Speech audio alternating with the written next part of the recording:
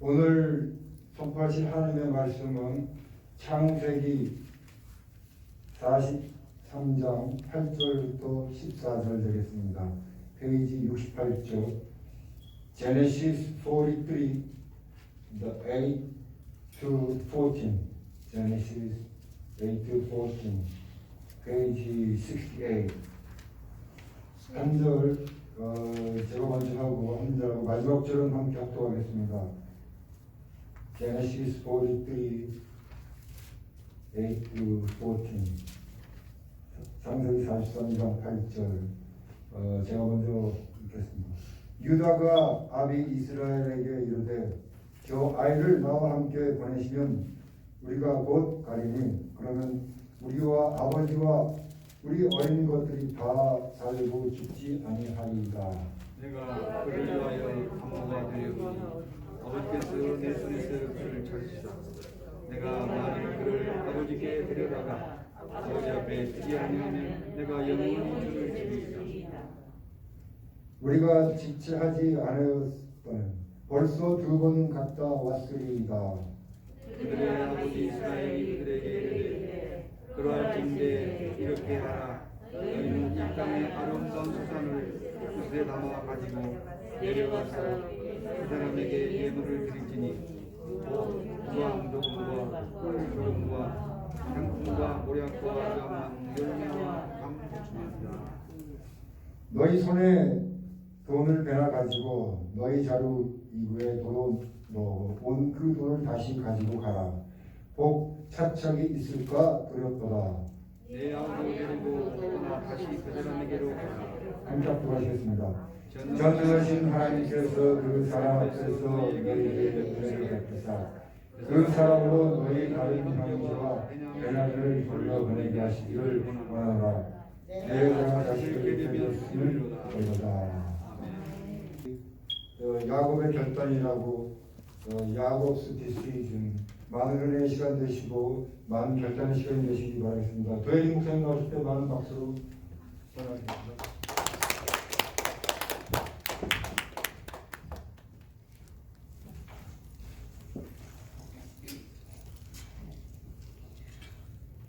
지난주에 저 형제들이 안 와서 제가 영어로 준비는 못했습니다. 그냥 한국말로만 하겠습니다.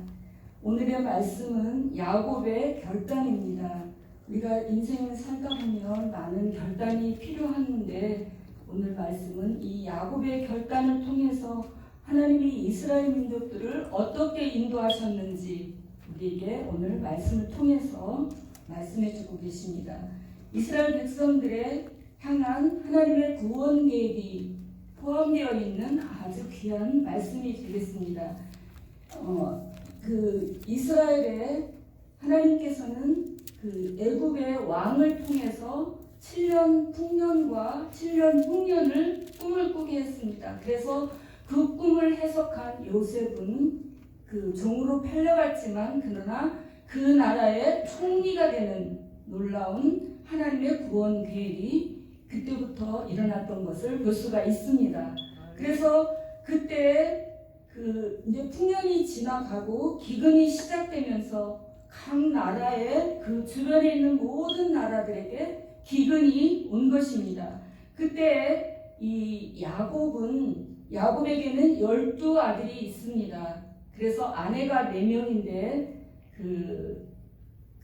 제일 첫 번째 부인인 리아에게서 6아들이 나고 그 다음에 또 세 아내에게서 2아들씩 해서 12아들이 있습니다. 이 12아들을 이 가나안에 온 그 이 기근은 기근이 계속되면은 우리 지금 코로나가 계속되니까 굉장히 힘들잖아요. 지금 1년이 이렇게 지나고 보니까 물론 조금은 노하우가 생겨서 처음보다는 조금 덜 힘들지만 그러나 처음에 굉장히 힘들었습니다. 이것처럼 풍년이 이렇게 계속되다가 그 다음에 기근이 오게 되면은 정말 힘든 것입니다. 우리가 처음에 코로나가 시작됐을 때 막 사람들이 막 그 음식도 그 마트에 가서 막 비축해 놓고 막 그러잖아요. 근데 이 나라에서 계속해서 그것이 공급이 되기 때문에 그렇게 큰 문제는 안 됐지만 만약에 기근이 되어서 공급이 끊어진다고 생각을 한번 해보세요. 그러면은 어떤 일이 일어날 것인지. 바로 이 기근이 그런 상태라는 것입니다. 그래서 이 기근은 이 지긋지긋한 기근, 그러니까는 아무것도 먹을 것이 없는 그것이 이제 7년, 9년이 지나고 나서 계속 이어졌다는 말입니다. 이때 야곱은 이 12아들 중에서 자기가 가장 사랑했던 그 라헬의 소생인 요셉과 베냐민이 있는데, 이 요셉은 형들의 시기 질투로 인해서 결국에는 그 애굽에 아까 말한 것처럼 그 종으로 팔려가게 돼서 그 나라의 총리가 됐고, 이 야곱은 그 아들이 죽었다라고 생각을 하고 있습니다. 그리고 또 하나 아들인 베냐민이 있습니다.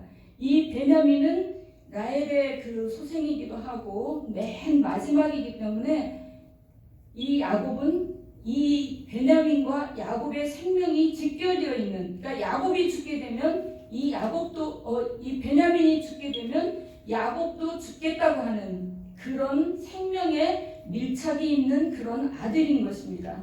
그래서 이 기근을 만났을 때 야곱은 이 베냐민 막내 아들은 남겨놓고 나머지 10아들로 하여금 애굽에 그 곡식을 사러 가게 했습니다. 그래서 그곳에 갔을 때 이 10형들, 이 야곱의 아들들은 거기에서 총리가 된 요셉을 만나게 됩니다. 요셉은 그 형들을 기억을 했지만 이 형들은 그 애굽의 총리가 된 요셉을 기억하지 못했습니다. 그래서 요셉은 그 형들 앞에서 자기를 드러내지 아니하고 요셉은 아마 그가 꾼 꿈, 그것을 생각을 했을 것입니다. 그리고 형들을 정탐꾼으로 몰아가면서 너희들이 이 나라의 틈을 엿보러 왔다라고 이야기를 하면서 형들을 그렇게 얘기를 하면서 너희가 만약에 너희의 막내 그 베냐민을 나에게로 데리고 오면은 너희가 그런 사람들이 아니라고 하는 것을 내가 알겠다고 하면서 이 형들을 풀어주고 그 인질로 시므온을 감옥에 갇히게 했습니다. 그래서 여기에서부터 이제 그 일들이 일어나게 되는 것입니다. 이 형들이 이렇게 보면은 우리도 그렇잖아요. 신앙생활을 처음에 했을 때 그리고 하나님을 잘 모를 때는 우리의 혈기와 우리의 그 성격대로 이 세상에서 살아갑니다. 근데 나이가 들거나 신앙의 연륜이 쌓이면서 우리의 성품들이 다듬어지고 정말 혈기로 참아내면서 살아가는 것을 보게 됩니다. 이 바단-아람에서 그 20년의 그 바단-아람에서의 생활을 마치고 야곱이 다시 이 가나안 땅으로 올 때 세겜에 거하게 됩니다. 그때 여동생 디나의 일로 정말 무지막지한 살인 사건이 일어나게 되는 것이 성경에 기록되어 있습니다. 그리고 또 이 요셉만 해도 이 형들이 요셉을 시기 질투해서 구덩이에 넣었다가 미디안 상인에게 은전 20에 팔게 됩니다. 그렇게 형들을 보면은 그렇게 정말 혈기를 부리고 자기의 시기 질투를 그대로 드러냈던 그런 모습을 볼 수가 있는데, 오늘 말씀에서는 이 앞에 보면 이 베냐민을 이제 곡식을 한번 가지고 왔지만 그 곡식이 이제 비축되어 있지 않기 때문에 다시 사러 가야 되는 그때 그 요셉이 베냐민을 데리고 오지 않으면 안 된다라고 얘기를 했기 때문에 베냐민을 데리고 가야만 했습니다. 그래서 이 베냐민을 데리고 가야 하는 그 문제를 해결하기 위해서 이들의 가장 장자인 루벤이 아버지 앞에 계속 말을 합니다. 만약에 내가 이 베냐민을 데리고 갔다가 다시 돌아오지 않으면 내 아들을 죽이라고까지 하면서 그 아버지 앞에 이 기근을 해결하기 위해서 베냐민을 데리고 가야만 한다라고 이야기를 하고 있습니다. 그러나 야곱은 끝끝내 그 루벤의 간청에 자기 아들을 보내겠다고 대답을 하지 않습니다. 그러나 기근이 계속되는 가운데 어찌할 수 없는 그런 상황이 오게 됐습니다. 그때 그 네 번째 아들인 유다가 계속해서 아버지를 설득하게 됩니다. 이 야곱은 그 베냐민을 지금 잃게 될 그 걱정 가운데 우리 모두가 다 죄성을 가지고 있습니다. 우리는 용서받은 죄인이지만 죄성을 가졌기 때문에 어떤 문제가 일어났을 때는 그 문제를 해결하기보다는 내 자신을 내려놓고 회개하고 하나님의 도우심을 구하기보다는 남을 탓하게 되는 경우가 참 많이 있습니다. 이 야곱도 그런 것을 볼 수가 있는데 6절에 보면 어찌하여 다른 아우가 있다고 해서 나를 해롭게 하느냐, 나를 괴롭게 하느냐 이러면서 지금 아들들에게 이야기를 하면서 그 베냐민을 같이 보내지 않겠다라고 계속 이야기를 하고 있습니다. 베냐민이 가야만 기근을 해결할 수 있음에도 지금 계속 머뭇머뭇하는 것입니다. 그러나 이 유다는 계속해서 아버지의 허락을 구하면서 거기에 있는 그분이 너희 아우가 함께 오지 않으면 내 얼굴을 보지 못한다. 그렇게 얘기를 했다. 그러면서 저 아이를 나와 함께 보내시면 우리가 살고 다 살 것이다. 그러니까 베냐민을 보내서 우리 같이 살자라는 말을 계속 이 아버지 야곱에게 탄원을 하게 됩니다. 그래서 이 자기의 생명을 두고 탄원을 하게 됩니다. 베냐민을 위해서 제가 담보가 되겠다는 것입니다. 내가 아버지 앞에 만약에 베냐민을 데리고 오지 못하면 내 생명을 내걸겠다라고 이 아버지를 설득하는 것입니다. 그렇게 자기 희생, 그렇게 했을 때 아버지의 마음이 결국은 베냐민을 데려갈 수 있는 결단을 내리게 되는 동기가 되는 것을 볼 수가 있습니다.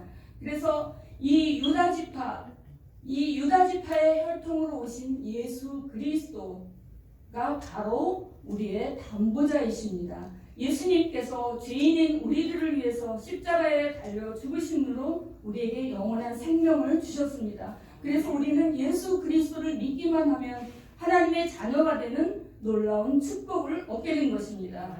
그러므로 이 야곱의 그 아들 중에서 유다의 탐원으로 인해서 결국은 이 야곱의 마음문이 열리게 되고 그 말로 인해서 결국은 하나님이 지금까지 자기를 얼마나 사랑하셨는지 전능하신 하나님을 기억하면서 결국은 모든 것을 포기하고 결단을 내리게 되는 그런 오늘 말씀이 본문 말씀입니다.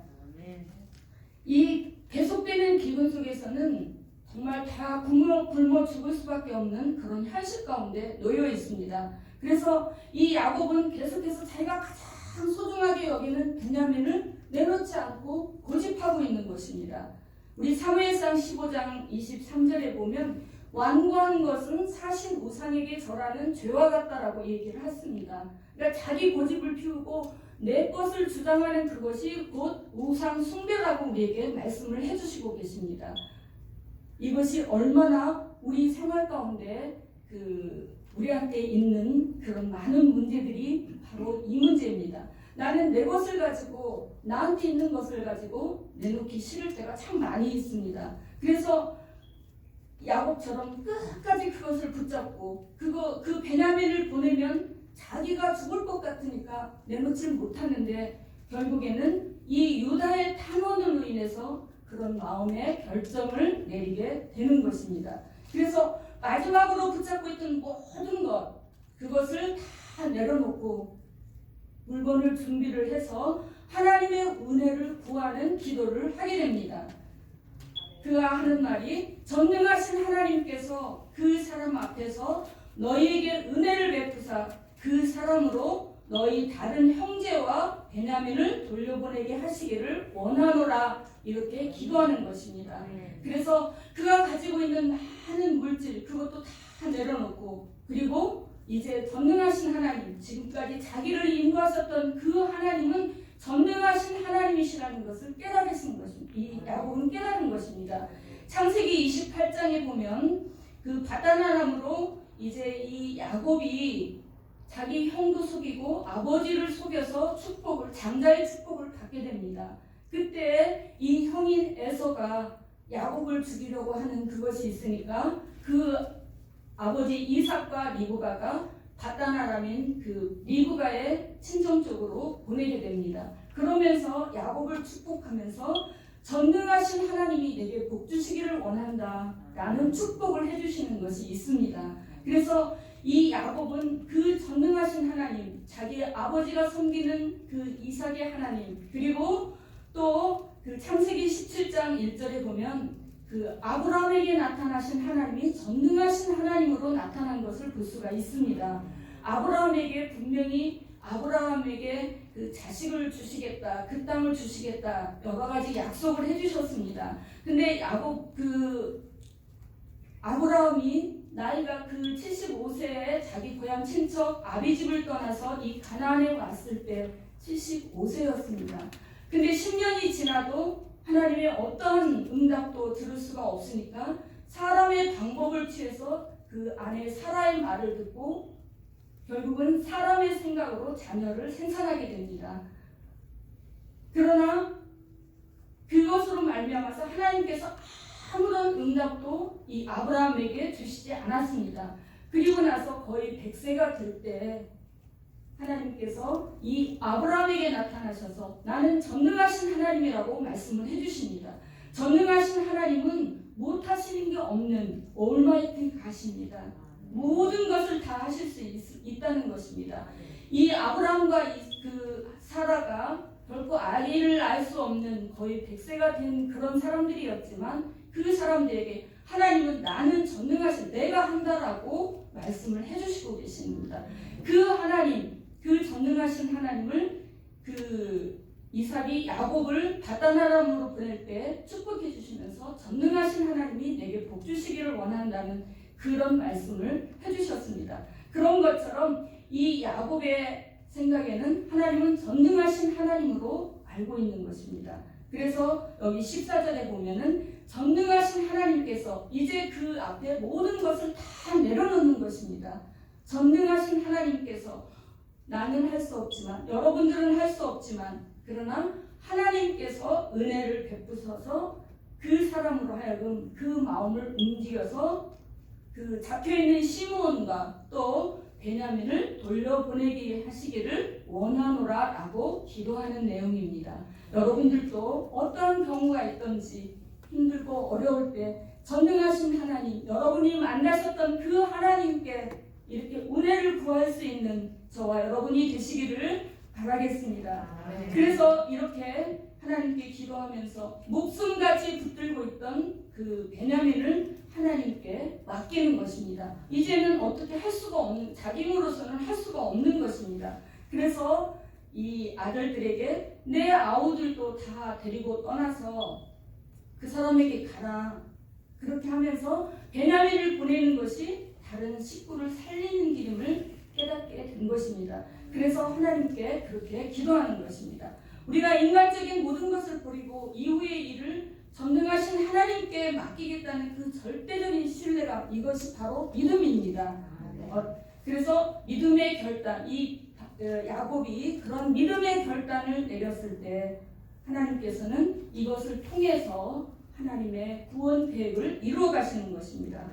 내 인생을 이끌어오신 우리 전능하신 하나님이라고 고백하면서 그 하나님만이 우리를 어떤 환경과 여건에 있다 할지라도 우리를 인도하시고 그 은혜로 우리를 살게 하시는 것입니다. 그래서 야곱은 내가 자식을 잃게 되면 이르리로다 라는 고백을 할 수 있었던 것입니다. 이것이 가장 축복된 결단의 고백인 것입니다. 여러분들한테도 이러한 결단의 고백이 있기를 바라겠습니다.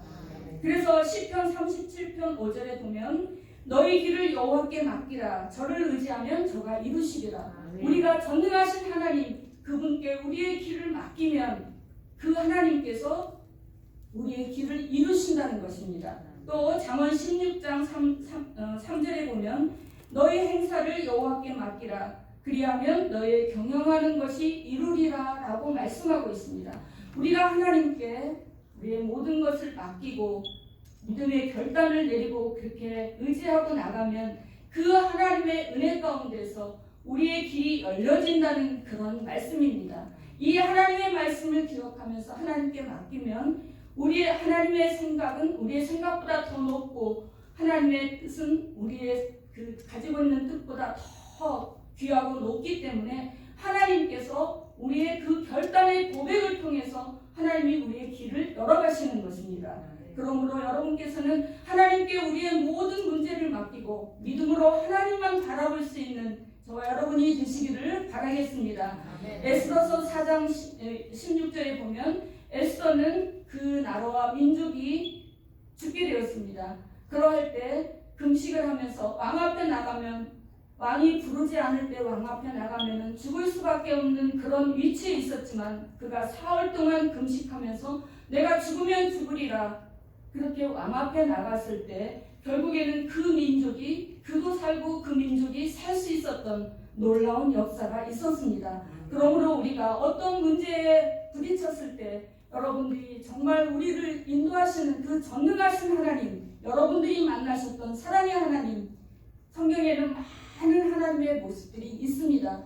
그 하나님께 우리의 모든 것을 맡기고 나갈 때 하나님께서는 우리의 기도를 들으시고 응답하시는 놀라운 역사가 있는 것입니다. 그래서 우리나라에도 보면은 초기의 크리스천들은 우리나라 그 어느 나라에도 없는 새벽 기도와 그리고 주일 성수, 정말 그때 저 어렸을 때만 해도 이 주일 성수를 굉장히 정말 열심히 하는 사람들이 많았습니다. 지금에는 예배만 드리면 된다 하고서 주일날에도 일하는 이 세태가 그러니까 주일날에도 일하는 사람들이 많이 있습니다. 그러나 저 어렸을 때 보면 주일날에는 일하지 않겠다라고 해서 불이익을 당하는 사람들도 참 많이 있었습니다. 그러나 그때 당시에는 불이익을 당하는 것 같았지만 그러나 결국엔 축복된 기름을 그들이 다 고백하는 것을 저는 들었습니다.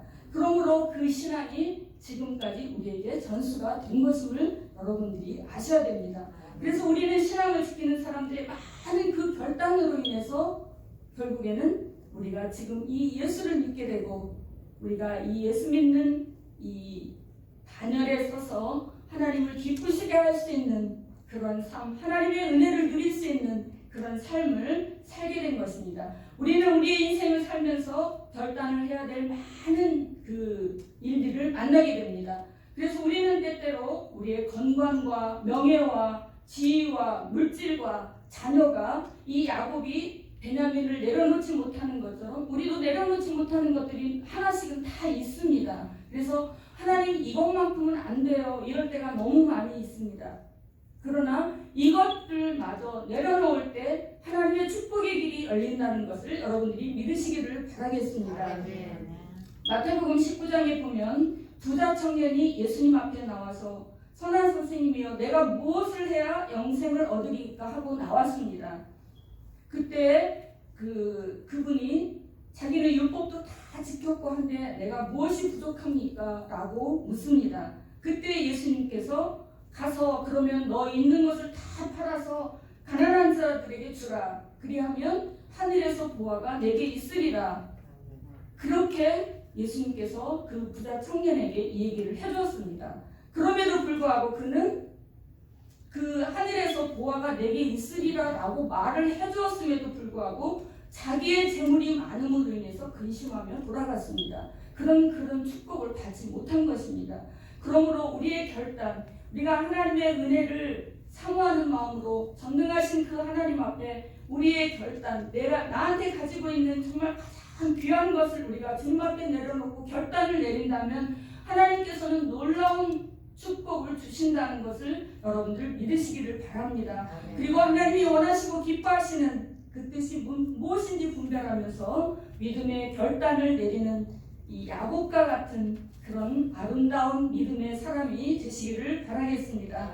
그렇게 했을 때 하나님께서는 이 가족들에게, 이 야곱에게 놀라운 축복으로 갚아주시는 것을 볼 수가 있습니다. 그 형제들이 그 야곱이 준비한 선물과 베냐민을 데리고 애굽에 가서 요셉의 앞에 서게 되었습니다. 그래서 기근이 해결되고 다 살게 된 것입니다. 이 베냐민이 감으로 인해서 야곱 집안에 화해가 일어난 것입니다. 이것이 하나님의 축복인 것입니다. 그래서 감옥에 있던 시므온도 만나게 되고 갔던 그 베냐민도 거기에서 요셉을 만나게 되고 다 살게 된 것입니다. 화해가 일어나고 기근이 해결되는 놀라운 축복이 있게 된 것입니다. 그래서 우리가 우리의 가장 귀한 것, 이 야곱이 생각했던 베냐민처럼 그 귀한 그것을 내려놓을 때 하나님의 놀라운 축복이 있는 것을 여러분들 믿으시고 그렇게 결단을 내리시는 여러분들이 되시기를 바라겠습니다. 그래서 전능하신 하나님께 온전히 맡기며 하나님의 은혜를 구하는 길, 그 길이 생명의 길입니다.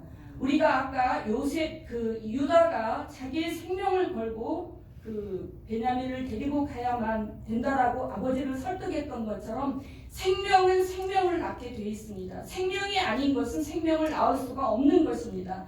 그러므로 우리가 전능하신 하나님 앞에 우리를 온전히 맡기면서 하나님의 은혜를 구할 때 그것이 바로 생명을 얻는 길이고 사는 길이고 축복된 길임을 믿으시기를 바라겠습니다. 이렇게 할 때 우리는 성령의 인도하심을 받게 되는 것입니다. 그래서 고린도전서 2장 9절에 보면 하나님이 우리에게 우리 사랑하는 자들, 하나님을 사랑하는 자들, 하나님을 예수 그리스도를 믿고 하나님의 자녀가 된 하나님을 사랑하는 자들에게는 예비하신 하나님의 사랑하는 자들, 지금 야곱이 그런 결단을 내림으로 인해서 그 집안에 화해가 일어났고 기근의 문제가 해결된 것처럼 하나님께서 우리 사랑하는 자들, 우리가 그런 결정을 내리고 하나님 앞에 전능하신 하나님 앞에 우리의 모든 것을 내려놓을 때 그 주시는 하나님의 축복은 어떤 거냐면 사랑하는 자들을 위하여 예비하신 모든 것은 우리의 눈으로 보지도 못하고 귀로도 듣지 못하고 우리의 마음으로 생각지도 못했던 그런 것들입니다.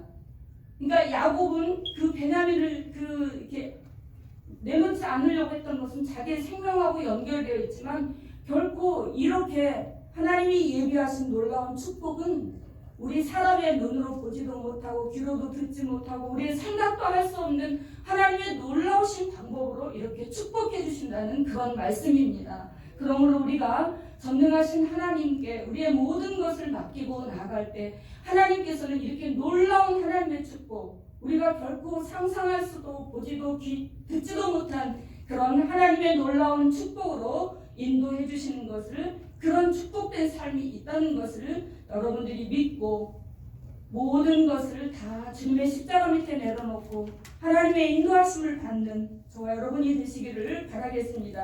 이렇게 살 때 성령께서 우리의 길을 인도하시고 풍성한 삶을 누리게 하시며 그리고 하나님의 자녀로서 이 땅에서 기쁜 그런 보람된 그런 삶을 살아갈 수가 있는 자들이 되게 하십니다. 그런 여기에 모인 모든 분들이, 저와 여러분이 그러한 하나님의 축복을 누릴 수 있는 그러한 자들이 되시기를 예수 그리스도의 이름으로 축복합니다. 기도하겠습니다.